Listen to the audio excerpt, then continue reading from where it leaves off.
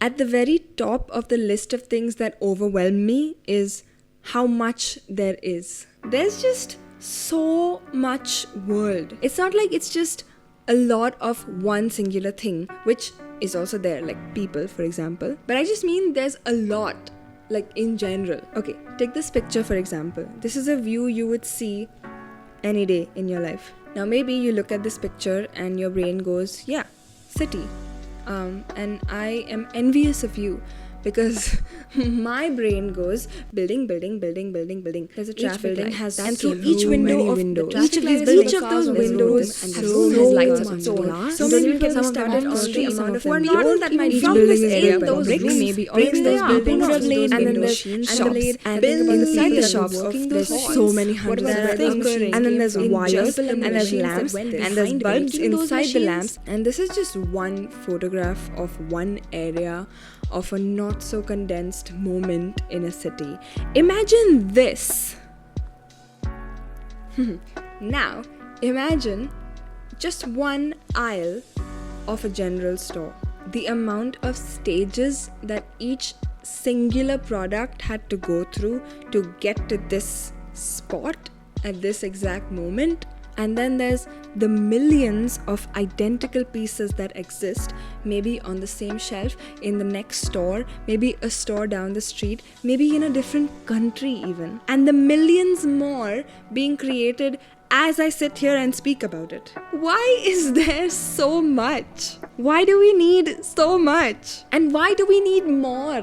Why are we making so much more when there is still so much left to go around? When will it ever get over?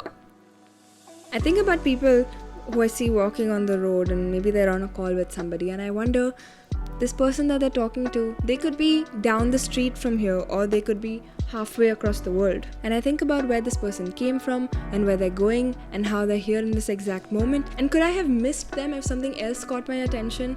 And have I seen them before and will I see them again? What if they are super consequential to my life 20 years from now, and I'm supposed to remember this moment to look back on and think about how crazy it is that I saw this person randomly one day on the street, and now 20 years later they are the most important person in my life. Or say there's two friends laughing about something, and I wonder, would we share the same sense of humor? Would I find funny what they just found really funny? Would we share the same taste in music? What would we have to have gone through in life in order to share that taste, in terms of circumstances or algorithm? And these are just two people.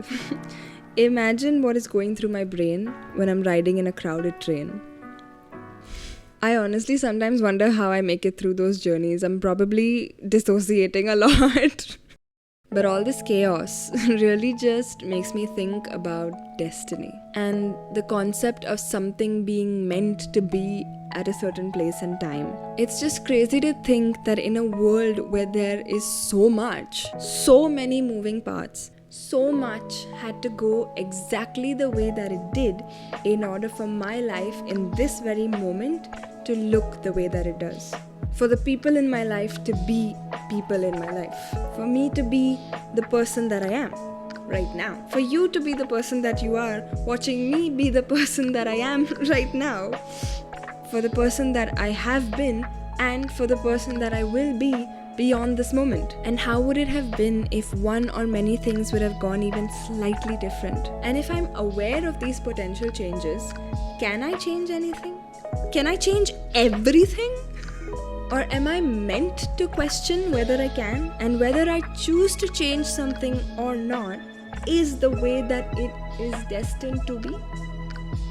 I think the question I should be asking myself is there really so much world, or is there just a lot of world in here, in my head world?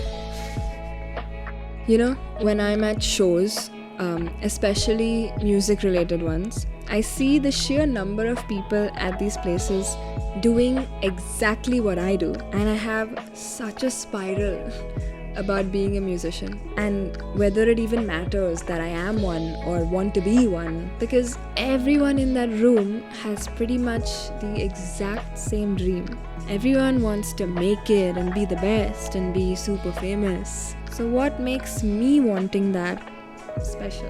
What makes me the chosen one for whom this is all gonna work out? any more than the musician to my left. Is me wanting it or believing in it strongly enough, or the people in my life believing in it strongly enough to make it happen? Or if something is truly destined for me just because my gut says so, but I choose not to do it, was I destined actually not to do it?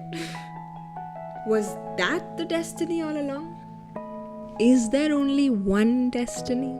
I believe there are multiple timelines and universes in which we exist simultaneously. And maybe dreams are like temporary portals into those timelines. But am I only thinking this way and asking all these questions in this consciousness or in the other ones as well? Or am I only hyper aware and conscious of these things because multiple me's are thinking about these things?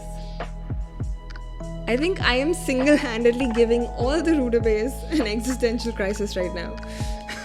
If I am single-handedly thinking about how much there is to think about, apart from my regularly scheduled billion thoughts, imagine adding that to the billions of thoughts that just the people living around me are having in this moment. Add that to the how many ever, I won't even try to count, thoughts that the people in the world are having in this moment. Every living, breathing being, potentially even non-living and dead beings we don't understand or know of, beings of us and other us's in other timelines and universes.